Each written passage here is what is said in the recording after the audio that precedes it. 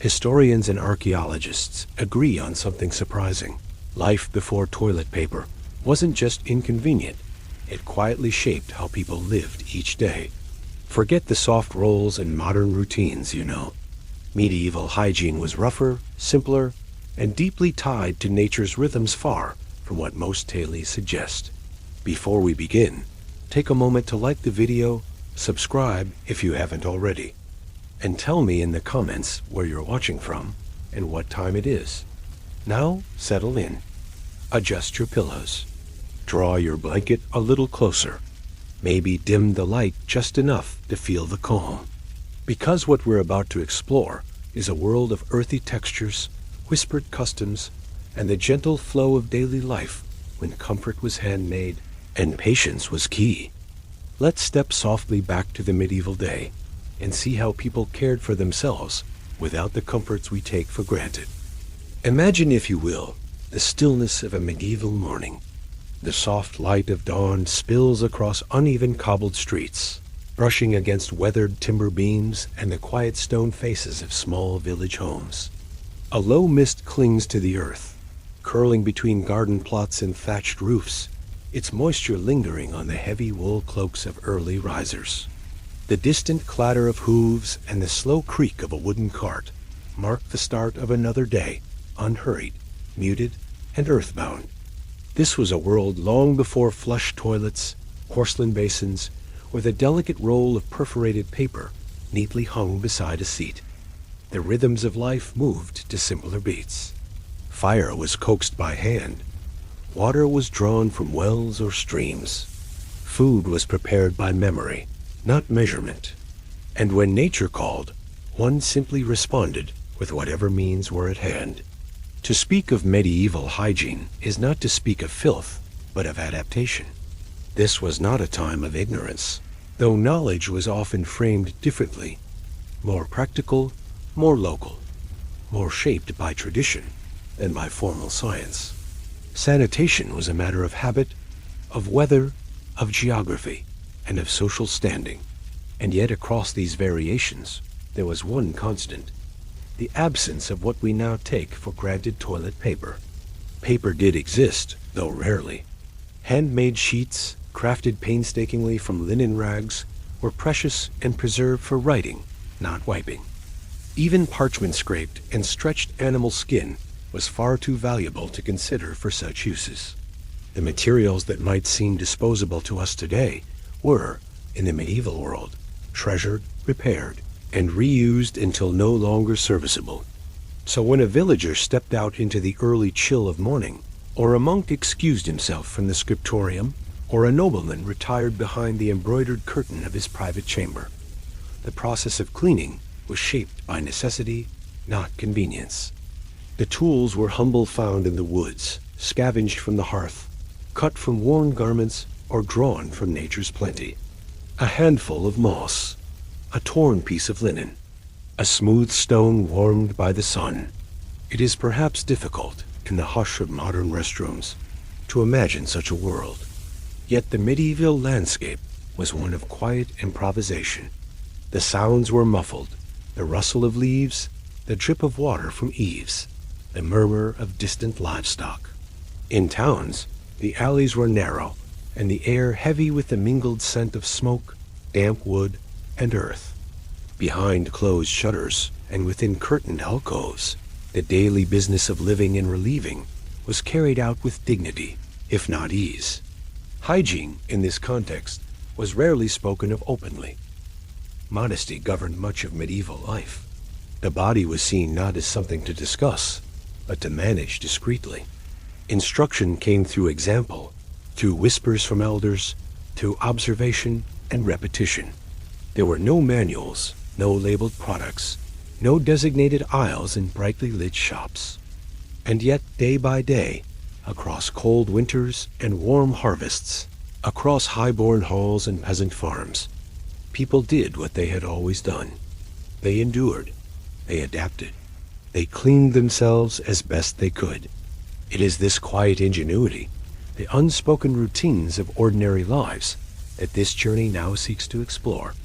How they navigated their days, what materials they used, where they went, and how they made do in a world without the comforts we assume as permanent. As we move deeper into this medieval world, we will leave behind the papered softness of the present and step into the textured, practical, and endlessly creative solutions of the past. The past, after all, was never truly primitive. It was simply different. Quiet, patient, grounded, and with that, we continue on to where the necessities of life found their place, often just beyond the threshold, or tucked quietly behind stone walls in the most unassuming corners of medieval life. In the medieval world, responding to nature's call was less a matter of privacy and more a matter of practicality. There were no porcelain fixtures waiting behind a closed door, no softly humming fans or scented soaps. Instead, there were structures simple, often makeshift built to serve one purpose, tucked away behind homes, beside barns, or perched high above castle walls. Across the countryside, most people lived close to the land. In small cottages, where a family might share a single room, relief came in the form of a chamber pot, a shallow, often ceramic bowl kept under a bed or near the hearth. At night, especially in the colder months, venturing outdoors was unpleasant. The chamber pot, quiet and utilitarian, was the solution. By morning, its contents would be discreetly emptied, usually into a dung heap or a nearby stream, depending on local custom. The towns and cities, growing slowly within stone walls, faced different challenges. Space was tighter and the number of people higher. In some households, latrines were shared among neighbors, located in courtyards or alleys. These were simple pits, often lined with wood, covered with planks, and surrounded by a wooden shed or screen. A place for relief and little more. Then there were the public conveniences, such as they were. In some medieval cities, communal toilets stood over rivers or streams, allowing waste to be carried away by the current, though this solution, while efficient, often caused more problems downstream than it solved. Regulations occasionally emerged, especially in larger cities like London, where civic leaders struggled to balance growth with cleanliness. But enforcement was inconsistent, and personal habits often filled the gap left by infrastructure. In castles and monasteries, a different design emerged, the garderobe. Built into the thickness of a stone wall, or projecting from the outer face of a tower, the garderobe was essentially a narrow chute. A wooden seat sat above an opening, beneath which waste would fall into the moat, the earth, or sometimes into a cesspit far below. The air inside was often cold, even in summer, and the draft from the chute offered a natural, if uncomfortable, ventilation. The word garderobe itself reflects a curious detail. In some cases, clothing was stored nearby, not out of convenience, but because people believed the ammonia rising from the waste would ward off fleas and moths. Whether this was effective is unclear, but it speaks to a world shaped more by observation and tradition than by laboratory proof. Monasteries, with their disciplined routines, often maintained latrines large enough to serve dozens of monks. These were called reredoors, long rows of seats over a flowing channel of water, kept as clean as the technology allowed. Silence was maintained, even there. Modesty and reflection were prized, even in moments of necessity. For the average laborer, though, nature itself often remained the most common setting. A hedgerow at the edge of a field, a quiet corner of the woods. Relief came where it could. And though this may seem crude by modern standards, it was simply part of the daily rhythm. There were few illusions about the body. It was accepted for what it was, a vessel, imperfect but constant. Across regions and climates, solutions varied. In colder northern lands, latrines might be enclosed more thoroughly, built with insulation in mind. In warmer southern climates, outdoor facilities were more common. But always, the goal remained the same: to relieve oneself with as little discomfort, interruption, and embarrassment as possible. Cleanliness while not understood in the microbial sense, was still valued.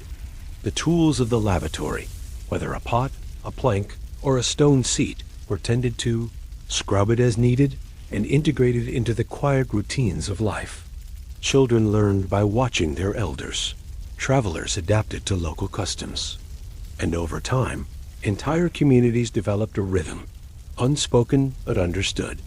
As we move forward, we will explore the tools used once the act was done.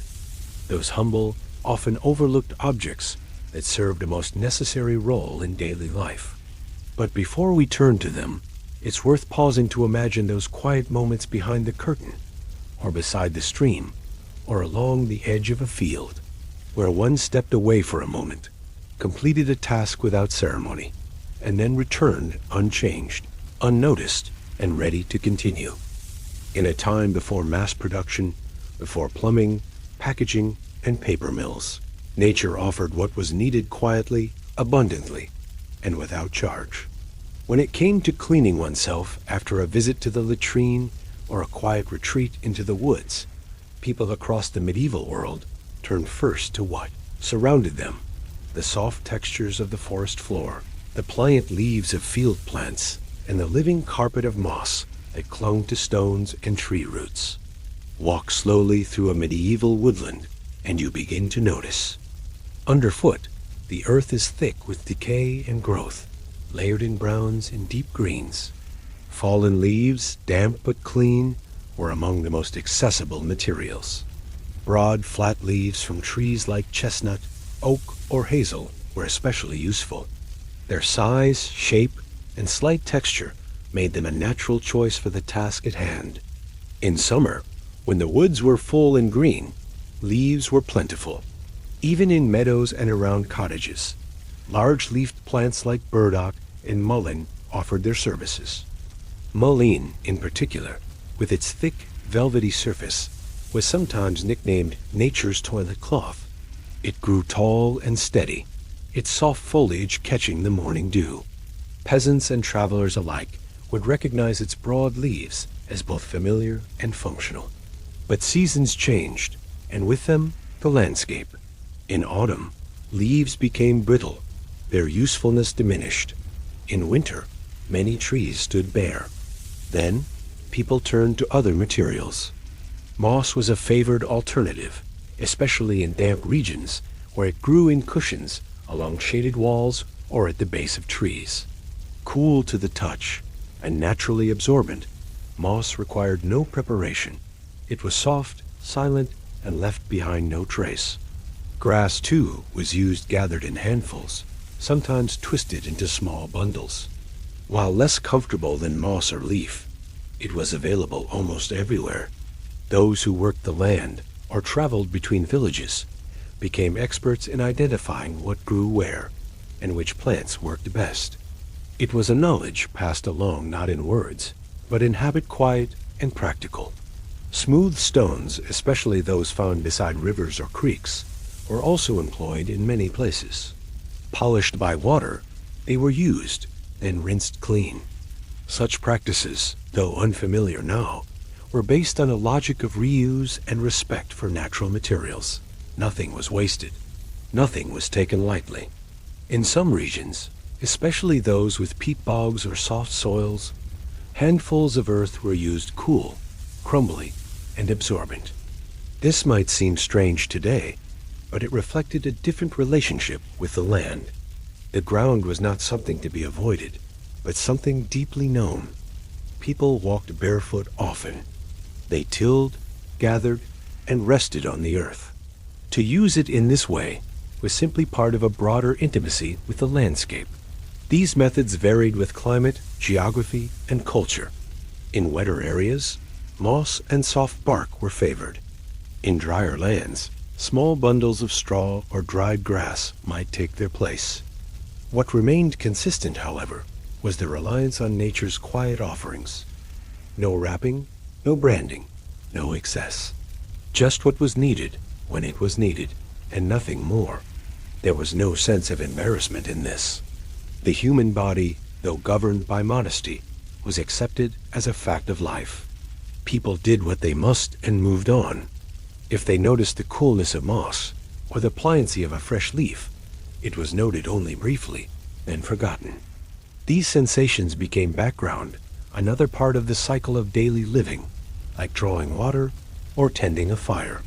And so, in cottages near forests, in huts beside streams, in lonely farmsteads far from roads, the people of the Middle Ages continued as they always had, using what grew nearby, choosing from nature's quiet green palette, making do, not out of deprivation, but out of deep familiarity. As we continue onward, we'll leave the woods and turn toward another source of medieval ingenuity, this time not from the field or tree, but from the hands and homes of the people themselves. Worn garments, household cloth, and wool scraps. These too played their part. In a world where every resource was finite, cloth was rarely discarded without thought. It began its life as a tunic or a shift, a bonnet or a blanket. Worn day after day, season after season, it absorbed the marks of time. And when it frayed at the edges or tore beyond repair, it was not thrown away. Instead, it found a quieter, humbler purpose repurposed into rags for household use and at times for personal hygiene. Textiles in the medieval world were valuable. A simple woolen gown might take weeks to produce, from the shearing of sheep to the spinning of thread to the final cut and stitch. Even the humblest homes kept careful track of fabric. Scraps were stored. Edges were trimmed and saved. Old garments were handed down or pieced together into patchwork. And when there was nothing left to save, when the weave loosened, the dye faded, and the cloth thinned to gauze, what remained might be used one last time. In this final stage, fabric became disposable, though not in the modern sense. These were not crisp, factory-made tissues. They were soft linen strips, worn wool squares, or remnants of flax cloth cut with care from garments long since retired. Their fibers were softened by years of use, their colors muted, their textures gentle from repeated washing. These rags served as cleaning cloths for pots, tools, and eventually for bodies. Rags were stored in wooden boxes or tucked near the chamber pot. In larger households, servants or household members might be tasked with cleaning and drying these cloths, especially when the same pieces were used more than once. Washed by hand in basins with lye soap or ash water, then hung to dry on lines or laid across sunlit stones, they were returned to their humble place in the domestic cycle. In some monasteries, woven cloths were set aside specifically for cleanliness. The Cistercians, for example, maintained detailed routines for bodily care, private, structured, and deliberate. In these settings, linen was preferred. Its smoothness, when properly cared for, made it suitable even for the most sensitive tasks. Such cloths were often laundered communally, their use noted in quiet ledgers, their presence part of the broader rhythm of monastic order. Among common folk, the process was simpler. A cloth used one day might be burned the next if no longer suitable for reuse. More often, however, it would be rinsed and dried, folded neatly, and used again until it fell apart. In the cold months, when access to fresh leaves or moss was limited, fabric rags became especially important. Stored near the hearth or in a dry corner of the home, they were as necessary as firewood or grain. Cloth was also a material of dignity. While the act of cleaning oneself remained private, using a clean, soft cloth spoke to a sense of self-respect and attempt to maintain comfort, even in modest conditions. In noble homes, cloths might be perfumed lightly or rinsed in lavender water. The scent, subtle and lingering, offered a moment of ease in an otherwise practical task. These quiet rituals reveal something more than just the materials involved. They speak to a different pace of life, a slower, more careful relationship with belongings. Nothing came easily. Everything passed through many hands, served many purposes, and was honored in a quiet way for its usefulness. Even as we imagine the cold stone floors and the flickering firelight of a medieval home, It's worth pausing to consider this final transformation of fabric. A sleeve, once stitched with care. A hem, worn by walking. A scarf, wrapped against wind. Now folded, cleaned, and used in silence. Its story ending not with waste, but with service. As we move onward, our attention turns from fabric to another overlooked material. Water.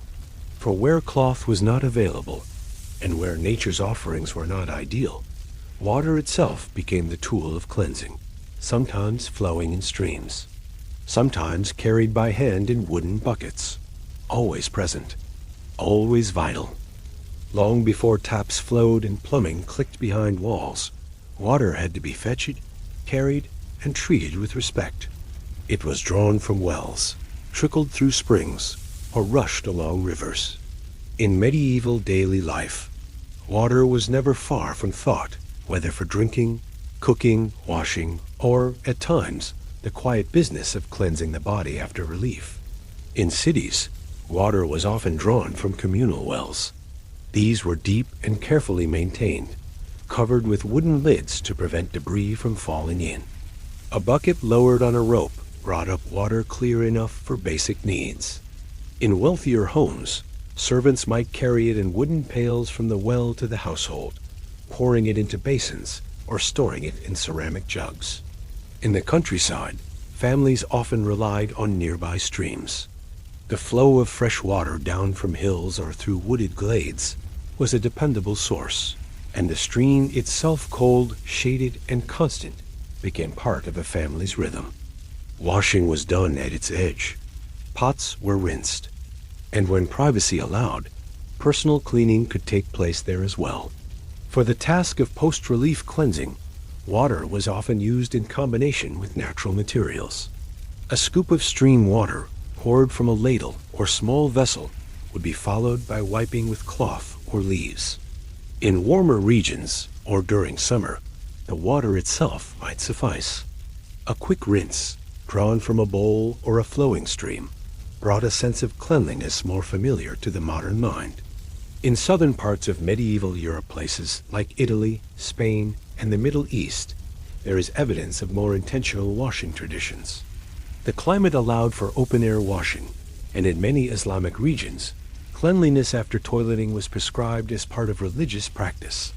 Water, poured by hand, was used not just for refreshment, but for ritual purity.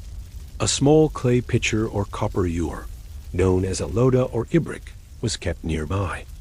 This tradition, widespread and ancient, reflected a deeper cultural connection between the body and the cleansing power of water. In Christian Europe, the focus on cleanliness was less codified but still present. Monasteries in particular observed routines of bodily care. After using the rere d'ordre, the communal latrine monks might rinse their hands, and occasionally other parts of the body, using water stored in cisterns or delivered through stone aqueducts. Silence was observed. Motion was deliberate. There was little discussion of these routines, but they were followed nonetheless. Even among those who had little, water played a role. A mother might carry a small jug to the back of the house, pouring a careful stream as her child cleaned with cloth. A farmer, returning from the field, might rinse his hands and wipe himself with a wet rag before heading back to work.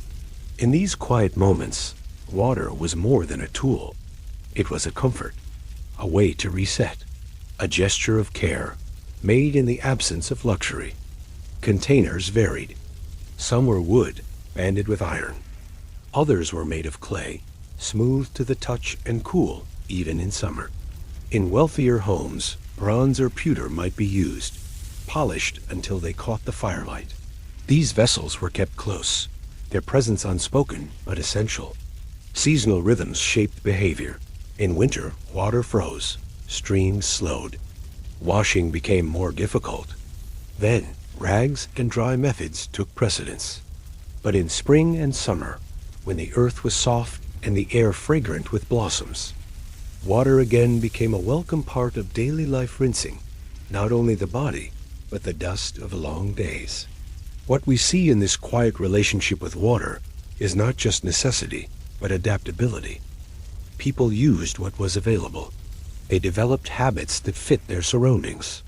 And in doing so, they created a sense of order and hygiene, even without the systems we now consider essential.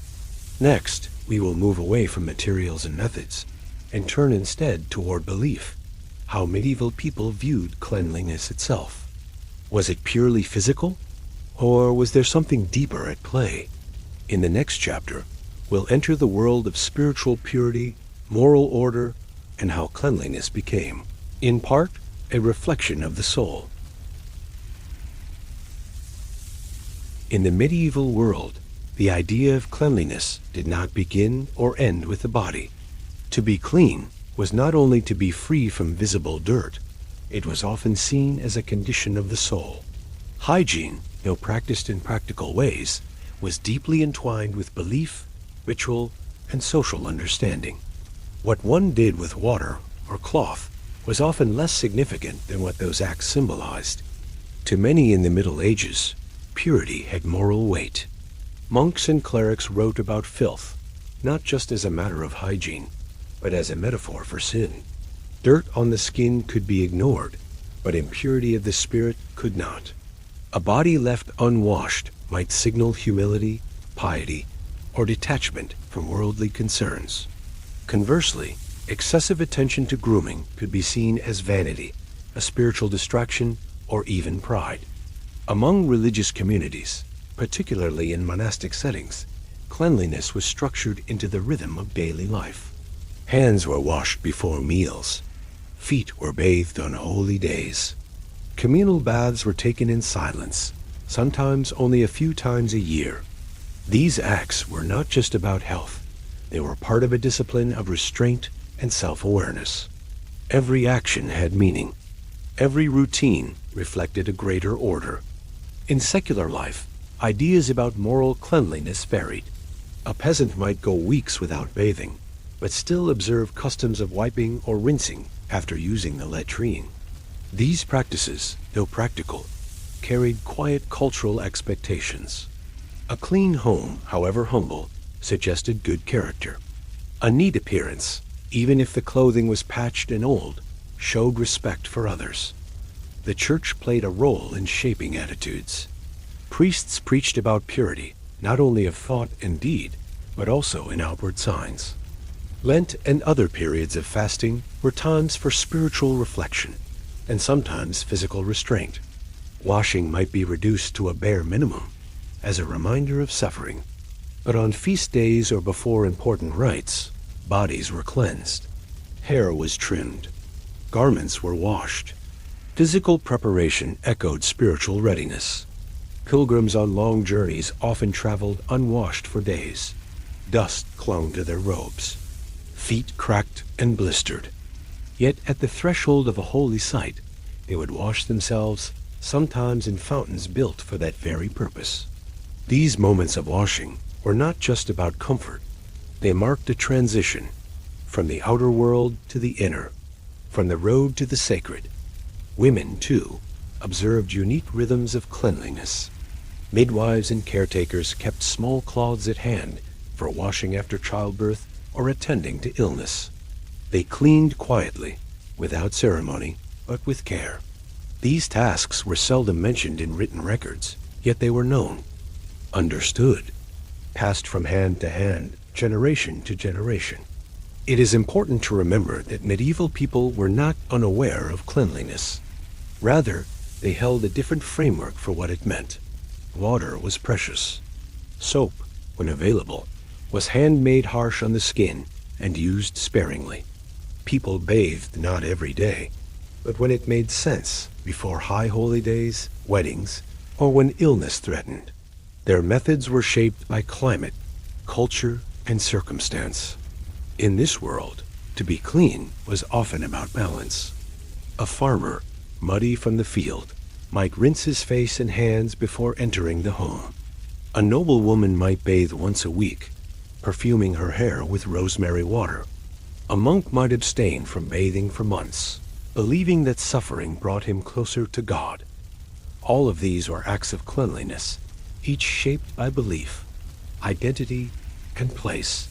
So while we might imagine the past as unwashed or uncaring, the truth is more nuanced. Cleanliness was present, but measured, practiced quietly, woven into the patterns of life like a thread in a homespun cloth. In our next chapter, we will leave behind spiritual meaning and turn toward something more tactile, the tools themselves. From wooden scrapers to bits of pottery, we will explore the simple yet inventive instruments medieval people used to keep themselves clean objects shaped by function and softened by centuries of use. Across medieval Europe, long before paper was pulped and pressed into soft, disposable rolls, people relied on a simple truth. When hands were not enough and cloth was too valuable, tools could bridge the gap. They were crafted from wood, shaped from stone, or repurposed from pottery objects chosen for their texture, their shape, and their availability. Silent, practical companions in a world without plumbing. The most well-documented of these tools is the tersorium, used in the public latrines of ancient Rome, and in some form, continued into the early Middle Ages. A sponge affixed to the end of a stick, rinsed in water mixed with vinegar or salt, and shared among users, though medieval adaptations varied by region and access. In more remote or rural areas, this Roman legacy gave way to humbler tools. Flat wooden paddles, gently rounded at the edges, were kept near privies or chamber pots. These tools, sometimes carved with care, sometimes roughly whittled, could be wiped clean after each use, set out to dry, and reused again. In colder climates, they might be slightly curved, offering better reach while avoiding excessive contact. Some were kept by the hearth in winter, where the warmth softened their surface and dried away moisture after washing. In Scandinavia and parts of northern Europe, polished stones were used. Smooth to the touch after centuries of glacial wear, river stones fit comfortably in the palm. Selected carefully for their texture, they were cooled by nature but warmed in the hand. Unlike cloth or leaves, they did not tear or degrade and could be washed easily in a stream or basin. Over time, some households came to favor these tools for their durability. In poorer households, broken bits of pottery known as a straka served a similar purpose. A curved shard from a discarded bowl, edges dulled by time and handling, became a tool of necessity. Though not as soft or forgiving as cloth or moss, these fragments were plentiful, and in cities where pottery was widely used, they became a practical solution. Not ideal, perhaps, but useful in a world where utility often outweighed comfort. These objects were not discussed openly. They were rarely written about, except in passing. Yet archaeological evidence tells their quiet story. Smooth wear patterns on wooden paddles, residue traces on pot fragments.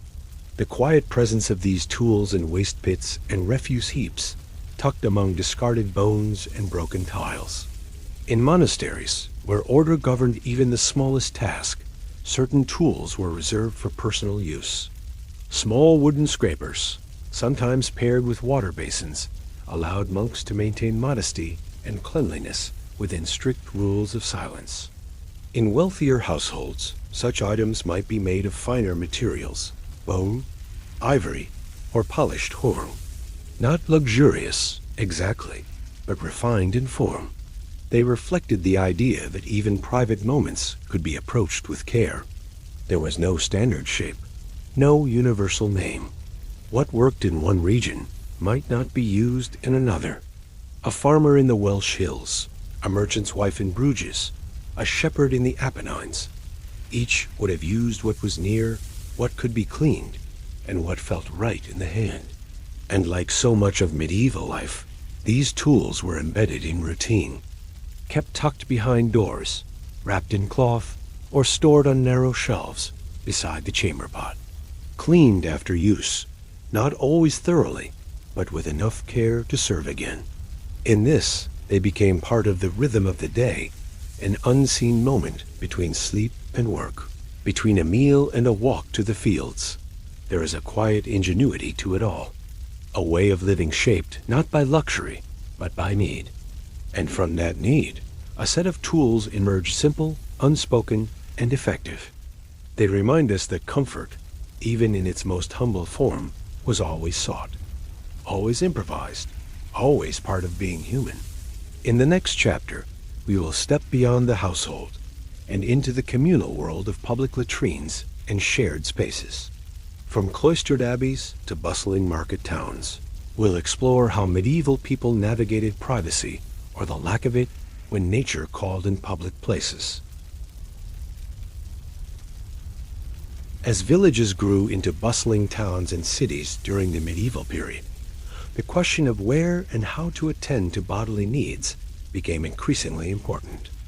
Unlike the solitude of a rural homestead or the quiet order of a monastery, urban life demanded solutions for many people sharing limited space.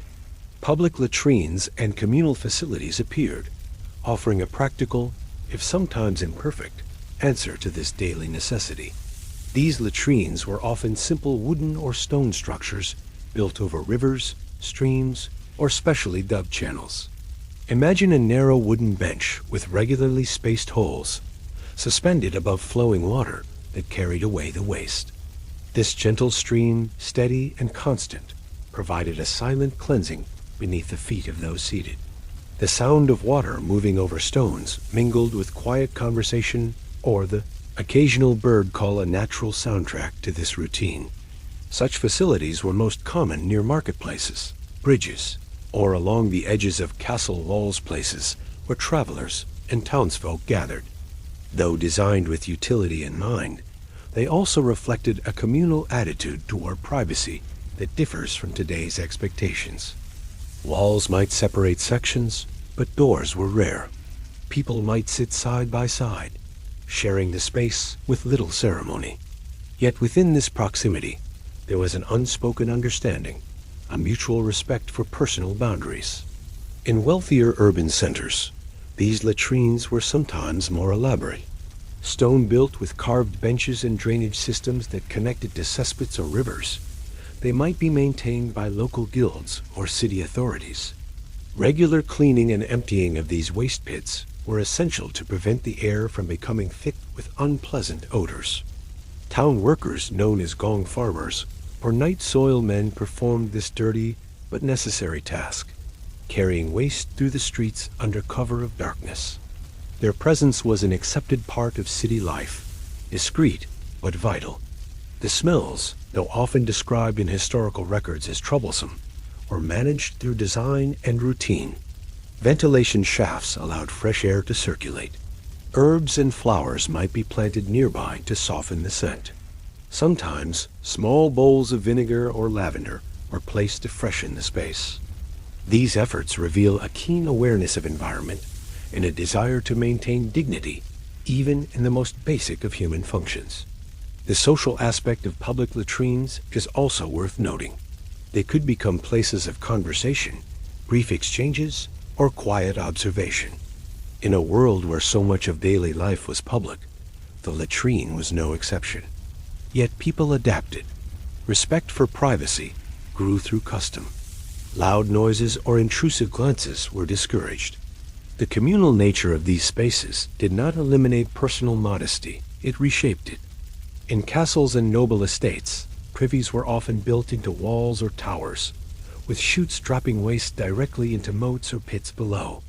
These facilities provided greater privacy and comfort for their occupants, but depended on careful maintenance to prevent disease or foul air. Servants were responsible for cleaning these spaces, moving waste to designated areas outside the castle grounds. Even here, the balance between convenience and sanitation was delicate. Outside city walls, travelers relied on more informal solutions. Wayside bushes, ditches, or small pits offered privacy in the open countryside. Instructions were sometimes given to cover waste with earth or leaves to keep the surroundings clean and reduce odors. Such practices were practical, but also respectful of the land and community. Despite these various arrangements, public sanitation in medieval towns remained a challenge. Overcrowding, lack of running water, and limited infrastructure meant that disease could spread quickly. Authorities issued ordinances regulating waste disposal, and public health became an increasing concern. These regulations reflect the slow evolution of hygiene as a public priority, a process continuing well beyond the medieval period. Through it all, people found ways to live with the realities of shared spaces. They adapted habits, respected customs, and built communities around the practical needs of the body. The public latrine, far from being merely a place of discomfort, was a testament to this balance between privacy and necessity. As we move forward, our next chapter will explore the quiet, natural alternatives medieval people turned to leaves, moss, and other gifts of the earth. These gentle materials, soft and simple, helped bridge the gap between the tools of the household and the realities of life outdoors. In the quiet spaces beyond walls and towns, where the forest meets the fields, medieval people often turned to the natural world for their needs. Leaves, moss, grass, and other soft materials provided gentle alternatives to crafted tools or costly cloth. These humble offerings from the earth, though simple, carried a quiet beauty, soft textures, fresh scents, and the timeless touch of nature. Leaves were among the most common choices. Imagine broad, sturdy leaves from trees, such as oak or maple, crisp and cool to the touch in the early morning. Their surfaces were smooth, yet strong enough to serve their purpose. Gathered carefully from the ground or plucked fresh, these leaves could be folded or layered to provide a soft, natural wipe. In the warmer months, the scent of crushed leaves mingled faintly with the air, green and earthy, a quiet reminder of the living world around. Moss, too, was prized for its softness and absorbency. Found in damp, shaded areas beneath ancient trees or along riverbanks, moss was cool and velvety beneath the fingers. Its delicate cushion offered a comforting texture, almost like a gentle fabric woven by nature itself. Because moss retained moisture, it was used especially in spring and early summer when it was fresh and abundant. The touch of moss was less abrasive than many alternatives, providing a soothing sensation during an otherwise private moment. Grass and straw were sometimes employed, though with more care. Fresh grass blades could be folded into small bundles, soft but slightly springy, while dry straw was used cautiously, as it was rougher and could prick the skin if handled too firmly. Yet in times of need, people used what was available, balancing comfort with practicality. These natural materials were rarely discarded thoughtlessly. People understood that leaves could wilt and break down quickly, moss could dry and crumble, and grass would lose its freshness in time. Often they would be gathered freshly, used once, and returned to the earth to decompose silently. This cycle was part of the rhythm of daily life, an unspoken harmony between human need and the world's quiet generosity. In colder months, when leaves were scarce and moss less accessible, alternatives shifted. Some relied on folded scraps of old cloth ragged, but clean or reused worn wool.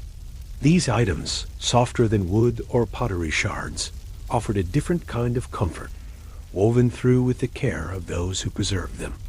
Laundry, though infrequent, was done with purpose, and these cloths were kept dry and stored carefully. It is important to understand that medieval people were attentive to texture and sensation, even if their options were limited. Their choices reflected an intimate knowledge of their environment, a sense of respect for the materials they used, and a quiet wisdom about comfort and care. The use of natural materials also connected them to the seasons. Spring brought fresh moss and vibrant leaves, while autumn's fallen foliage offered a drier, crisper option. Winter, harsher and more challenging, demanded other solutions. This seasonal awareness shaped habits and routines, subtly weaving the cycles of the earth into daily life. Beyond mere function, these natural elements carried symbolic weight. Leaves and moss were part of the landscape, tied to ideas of purity and renewal. In folklore and tradition, plants often held protective or healing properties. Whether consciously or not, the use of these materials linked physical cleansing with the ongoing renewal of nature. This close relationship between body and earth, between personal care and the living world, reminds us of a different pace of life, one where even the smallest, most private acts were touched by the textures and rhythms of nature. As we approach our final chapter, we will reflect on the broader picture, how medieval people balanced these practical methods with the challenges of disease, odor, and social custom. How their solutions, simple yet thoughtful, created a world quite unlike our own, yet deeply human in its quiet resilience. Living in the medieval world meant adapting to realities very different from those we know today. Among these were the ever-present challenges of managing odor, disease, and the delicate interplay of social customs surrounding cleanliness. Though people lacked modern conveniences, their daily lives reflected a careful balance between what was possible, what was needed, and what was acceptable. One of the most persistent difficulties was odor. Without running water or modern sewage systems, waste could linger nearby, sometimes close enough to be noticed. The air in crowded towns, especially on warm days, might carry faint, layered scents, earthy and sharp, mingled with the sweetness of herbs, smoke from hearth fires, and the faint freshness of rivers. Medieval people developed ways to manage these smells thoughtfully. Aromatic plants such as lavender, rosemary, and thyme were often grown near homes and public spaces, their fragrant leaves releasing soft, calming notes when crushed or warmed by the sun. In homes, small sachets filled with dried herbs might be tucked into closets or placed near chamber pots to ease the presence of less pleasant odors.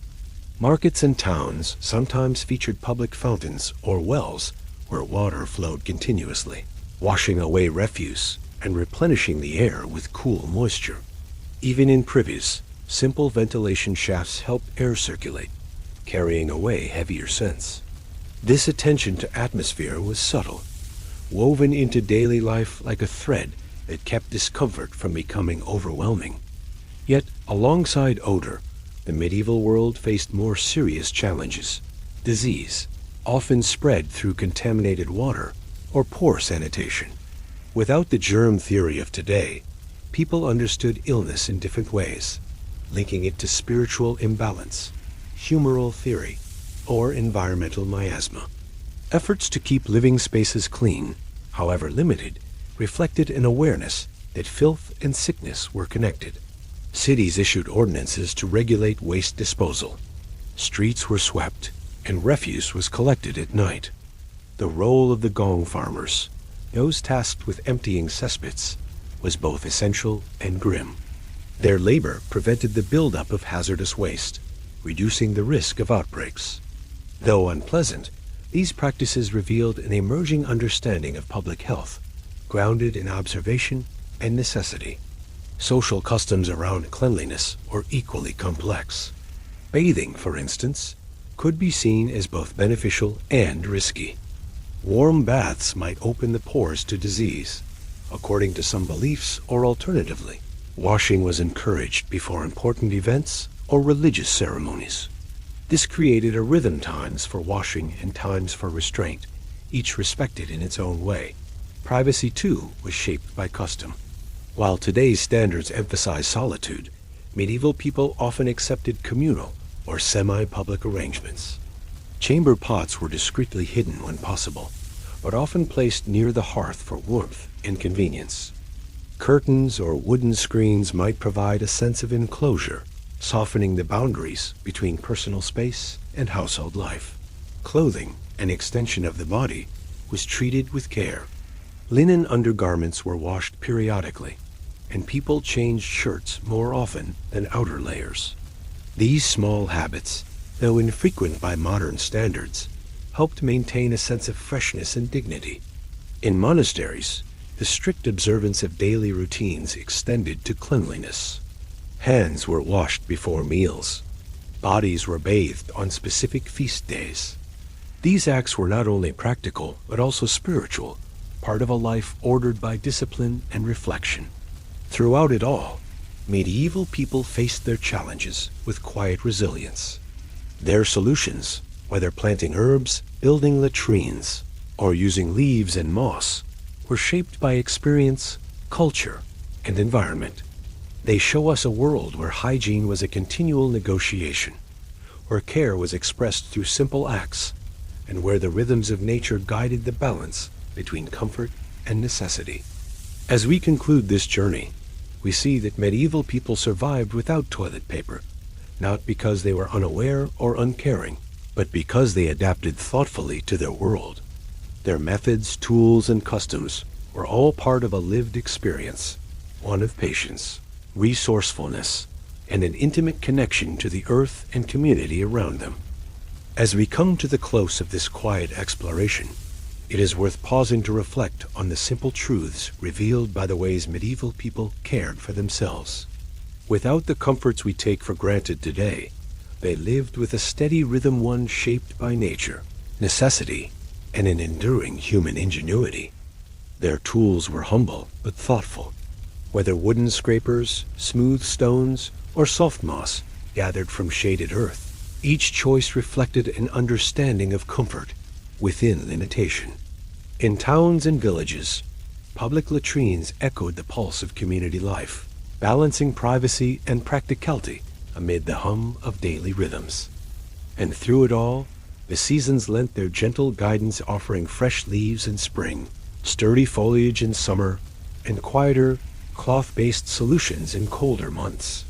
Challenges, from lingering odors to the ever-present threat of disease, were met with care and adaptation. Aromatic herbs, orderly routines, and social customs worked quietly to maintain dignity and health. In this, medieval people showed a resilience born not from ease, but from attentive living. Their experiences remind us of a time when human connection to the earth, to the seasons, and to one another was woven into the most private acts. It invites us to consider the deep roots of cleanliness and care, extending far beyond the simple presence of paper or modern plumbing. So as you settle in and allow your mind to drift gently toward rest, know that history's quiet details can offer both comfort and curiosity. The ways of those long ago speak softly but clearly of survival, of adaptation, and of the enduring human touch that connects us all. May this calm journey into the past ease your thoughts and carry you peacefully toward sleep.